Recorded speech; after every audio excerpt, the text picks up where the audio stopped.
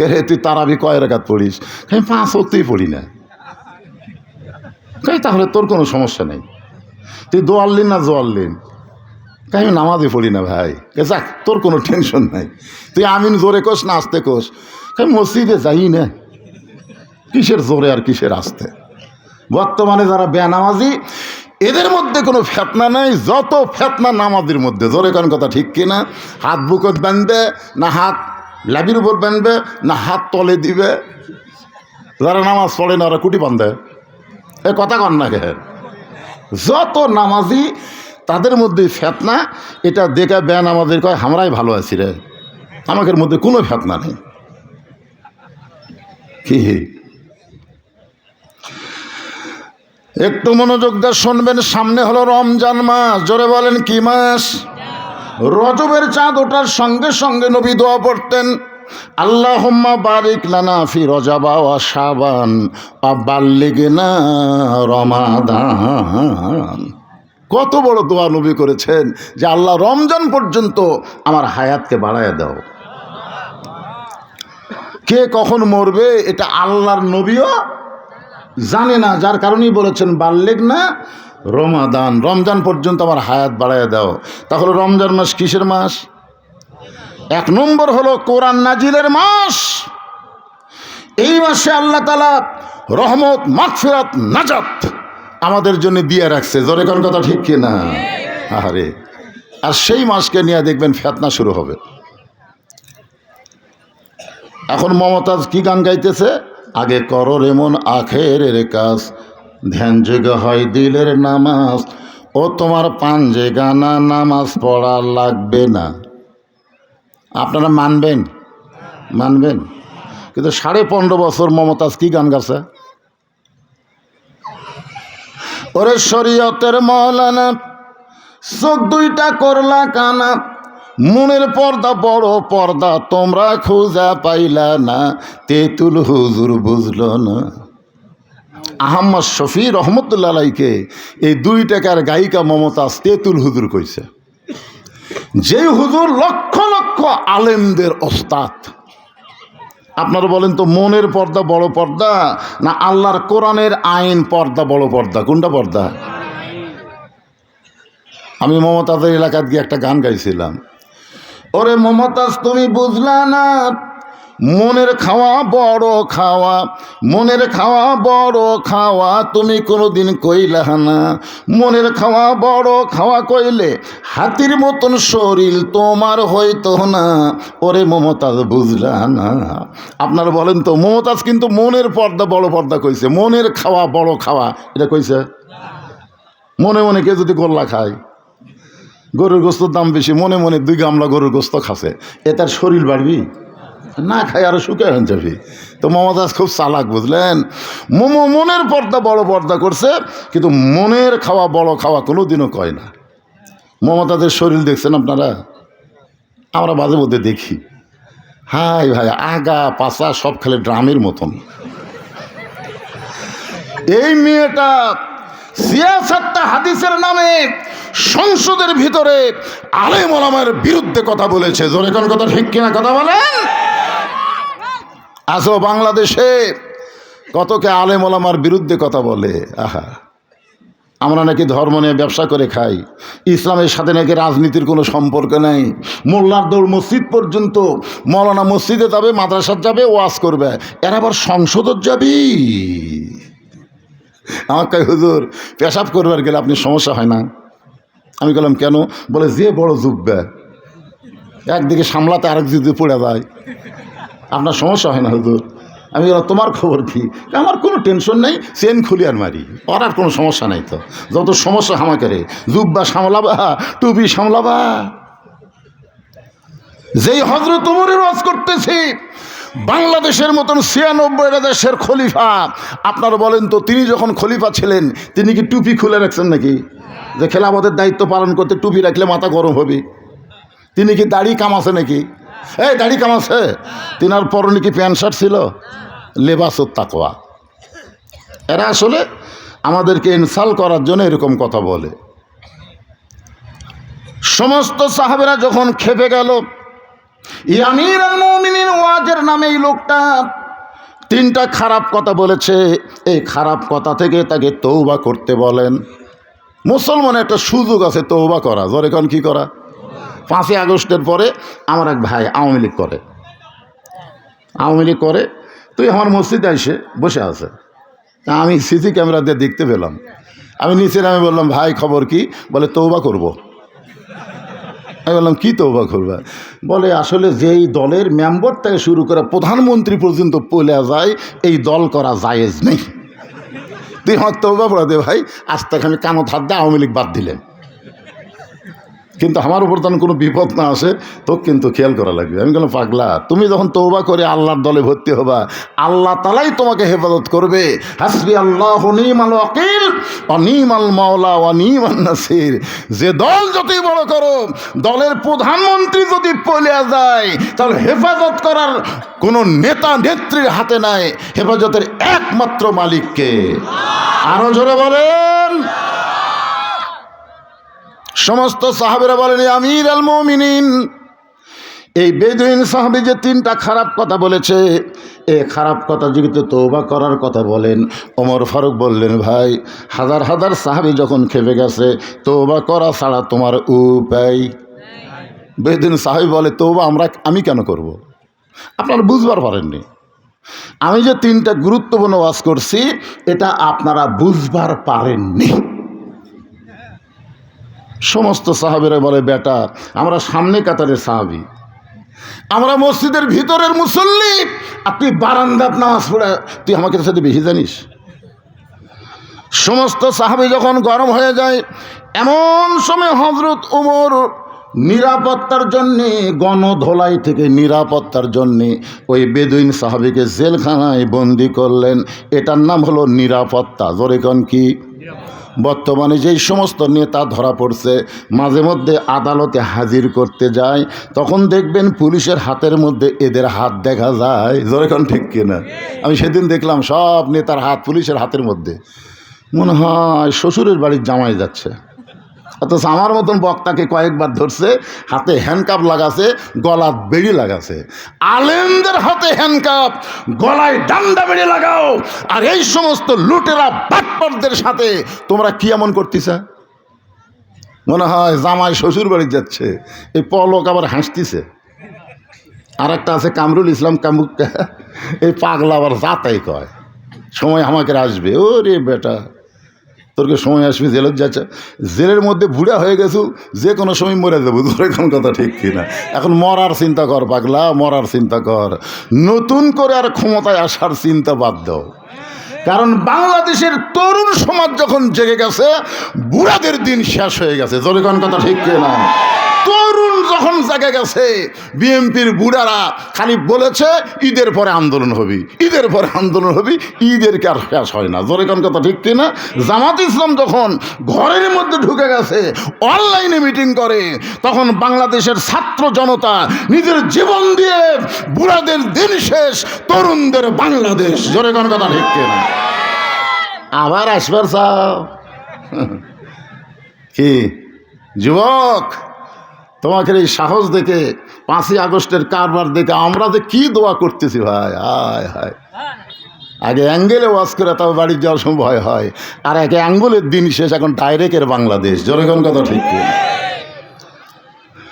ওমর ফারুক নিরাপত্তা দেওয়ার জন্যে বেদুইন সাহাবীকে জেলখানার মধ্যে বন্দি করলেন। জেলখানায় বন্দি করে হযরত ওমর এশার নামাজের পরে যখন বাড়িতে গেলেন, আমরা সাধারণত 3 বার খাই, সকালবেলা খাই, দুপুরে খাই, রাতের বেলা খাই। আপনার যখন খাবেন তখন নিয়ত করবেন যে জোহরের নামাজ না পড়ে দুপুরের খাওয়ার খাবো, এই নিয়ত করবেন। জোহরের নামাজ আগে, খাওয়া পরে। এশার নামাজ আগে, রাতের খাওয়া পরে। নামাজের আগে যদি কোনো দিন খান, দেখবেন হ্যাঁ শরীর শ্যামশ্যাম করতেছে, আজ আর মসজিদে যাবো না। খালি নামাজের আগে খালি দেখবেন আপনার জামাত কামাই হয়ে যাবে, না আজ যাবো না, আজকে বাড়িতেই পড়ি। আপনার বলেন তো, জামাতে নামাজ আর বাড়িতে নামাজ দুইটা কি সমান? একটা লোক বাড়িতে নামাজ পড়ে এশার নামাজ শেষ করতে লাগে 7 মিনিট, আর মসজিদে নামাজ পড়বার গেলে লাগে 21 মিনিট। মসজিদে কি নিজের ইচ্ছায় নামাজ হয়? ইমাম যেভাবে পড়ায় সেভাবে পড়তে হয়। এই জন্য আল্লাহ নবী বলেছেন 2 ওয়াক্ত নামাজ তোমাদের জামাত আদায় করতেই হবে, যদি না করো তোমরা মুনাফিকের মধ্যে পড়ে যাবে। একটা হলো ফজরের নামাজ, একটা হলো এশার নামাজ। এই 2 ওয়াক্ত নামাজ জামাতের সঙ্গে আদায় করা লাগবে, সবই পড়া লাগবে, কিন্তু এই 2 ওয়াক্তকে বেশি গুরুত্ব দেওয়া হয়েছে। একটা ফজর আর একটা কি এশা, আরও মাঝখানে 3 ওয়াক্ত পড়বেন, অসুবিধা নেই। এশার নামাজের পর হযরত ওমর বাড়িতে গিয়ে দেখেন দস্তরখানায় খাবার রেডি হয়ে আছে। ওমর ফারুকের দস্তরখানায় খাবার রেডি। ওমর ফারুক খাবার বসলেন। আল্লাহুম্মা বারিক লানা ফিমা রাযাকতানা ওয়া কিনা আযাবান নার। খাবার দেখলে আপনার কোন দোয়া পড়েন? এই দোয়া পড়েন না? তা আমার সঙ্গে মস্ক করলে কি ক্ষতি হবে? বলেন আল্লাহুম্মা বারিক লানা ফিমা রাযাকতানা ওয়া কিনা আযাবান নার। দেখতেছেন 1 গামলা গরুর গোস্ত, 1 গামলা খাসির গোস্ত, 1 গামলা দেশি মুরগির গোস্ত, একেবারে বিশাল বিশাল মাছের 1 গামলা। তখন আপনার মন বলতেছে আজ একটা খামো বারে, আর সেই খাওয়া দেবো কি না খাওয়া হয়তো পরের বাড়িতে খাওয়া, আজকে একটা খাওয়াই দিব। আল্লাহ রাসূল বলেছেন যতই খাবার গামলা গামলা থাক, তোমার ক্ষুধাকে তুমি 3 ভাগ করো। কয় ভাগ? 1 ভাগ খাদ্য, 1 ভাগ পানি, আর 1 ভাগ আল্লাহর জন্যে ফাঁকা। আর আমরা টুটি পর্যন্ত খাই, খাওয়ার পরে বলি মিষ্টি খাওয়া সুন্নত ভাই।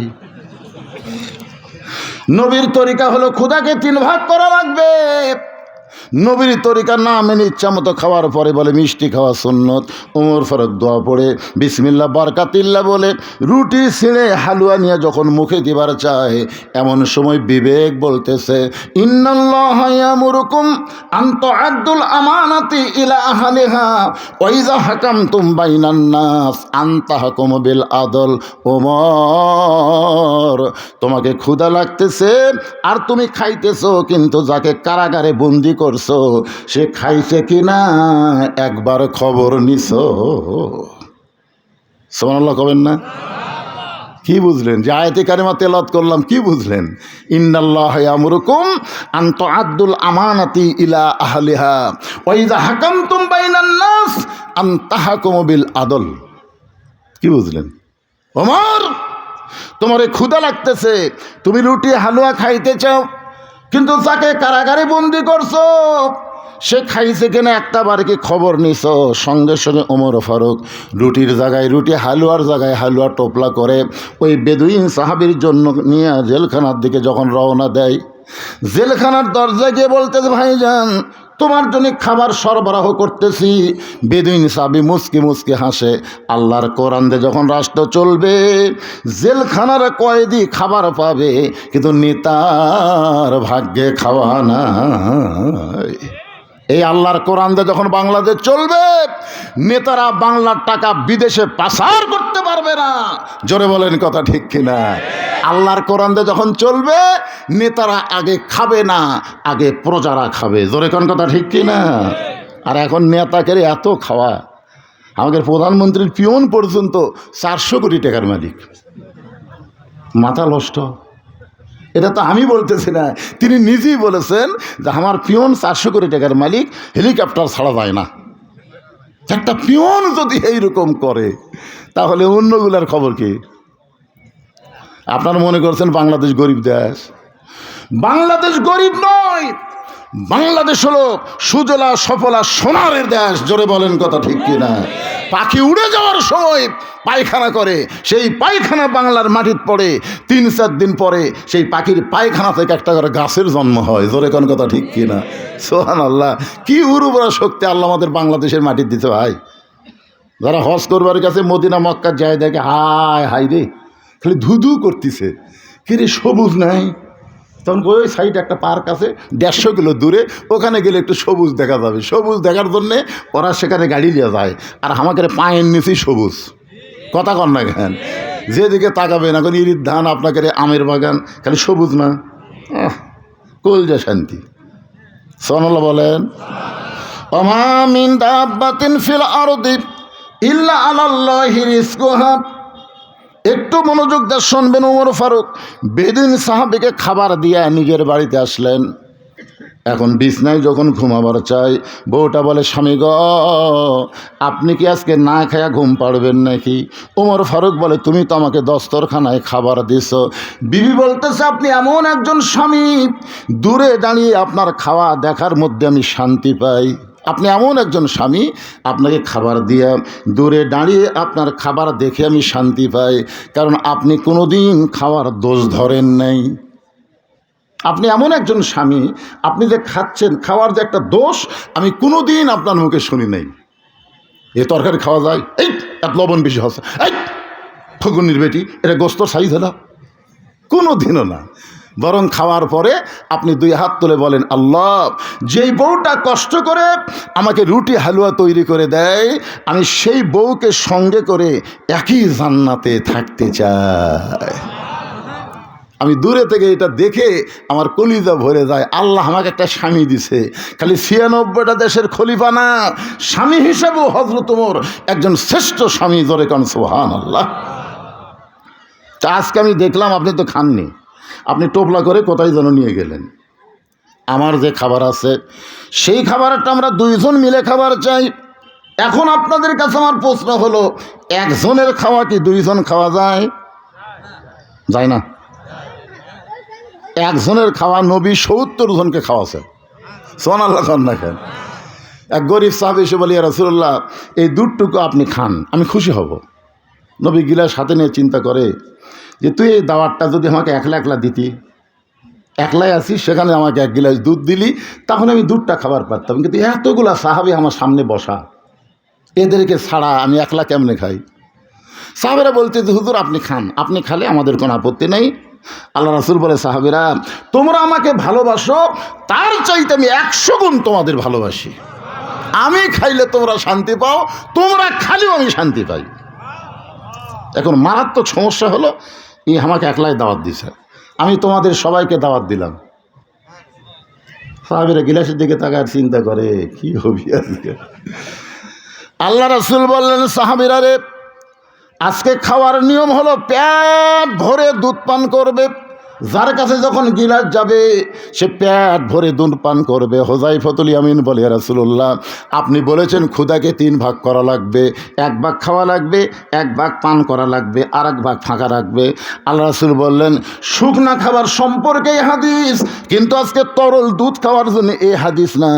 আজকের হাদিস হলো পেট ভরে পান করা লাগবে ১ গিলাস দুধ। আবু বকরকে যে রাসূল বলেন, আবু বকর পেট ভরে দুধ পান করে উমরক দাও, উমর পেট ভরে দুধ পান করে ওসমানক দাও, ওসমান পেট ভরে দুধ পান করে আলীক দাও। হয়তো আবু বকর গিলাসের দিকে তাকায় দেখ, এই দুধটা তো আমার গলা পর্যন্ত যাওয়ার পরে শেষ হয়ে যাবে, তারপরে পেট ভরে কেমনে পান করব? রাসূল বলে, আবু বকর, যে ২ চোখ তোমার কম দেখতেছে, এই ২ চোখ বন্ধ করো। হয়তো আবু বকর ২ চোখ বন্ধ করে দেখতে পায় হাতের গিলাস আর গিলাস নাই, দুধের ভাণ্ড হয়ে গেছে। জোরে কান সুবহানাল্লাহ। পেট ভরে দুধ পান করে উমরের হাতে দেয়। উমর ফারুক গিলাসের দিকে তাকায়, আবু বকরের মুখের দিকে তাকায়। আবু বকর বলে, কি দেখো? বলে, তুমি তো ঢক ঢক করে খেলে, কিন্তু গিলাসের দুধ তো তা তো কয় না। উমর ফারুকের দিকে আবু বকর বলে, উমর চোখ বন্ধ করো, বাল্লিগু আননি আলা আয়া। নবী যেইটা করছেন একই কথাই হযরত আবু বকর উমরকে বললেন। ওমর ফারুক চোখ বন্ধ করে দেখে হাতের গিলাস দুধের বালতি আল্লাহ বানায় দিছে। পেট ভরে দুধ পান করে ওসমানকে দেয়, চোখ বন্ধ করো। ওসমান চোখ বন্ধ করে, আলী চোখ বন্ধ করে, সমস্ত সাহাবী চোখ বন্ধ করে দুধ পান করে সকলের পেটটা যখন ভরে গেল, ওই দুধের গিলাস নবীর হাতে দিল। নবী তাকায় দেখে যেমন দুধ তেমনই আছে। আল্লাহ রাসূল বললেন, এই দাওয়াতকারী সাহাবী গিলাস নিয়ে যা। তো দাওয়াতকারী দেখে কয়, হুজুর দুধ তো কিছুই ফুরাইনি।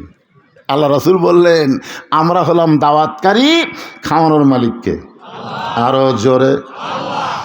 আল্লাহ তাআলা কোরআনে বলেছেন, পৃথিবীতে এমন কোনো বিচরণশীল প্রাণী নাই যার রেজেকের ব্যবস্থা আমি করি নাই। তোমরা ভারত পেঁয়াজ বন্ধ করে দিবা, তোমরা চিনি বন্ধ করে দিবা, তোমরা আলু বন্ধ করে দিবা। তোমরা মনে করেছো বাংলাদেশ না খেয়ে মরবে, বরং তোমরা বন্ধ করার সঙ্গে সঙ্গে আল্লাহ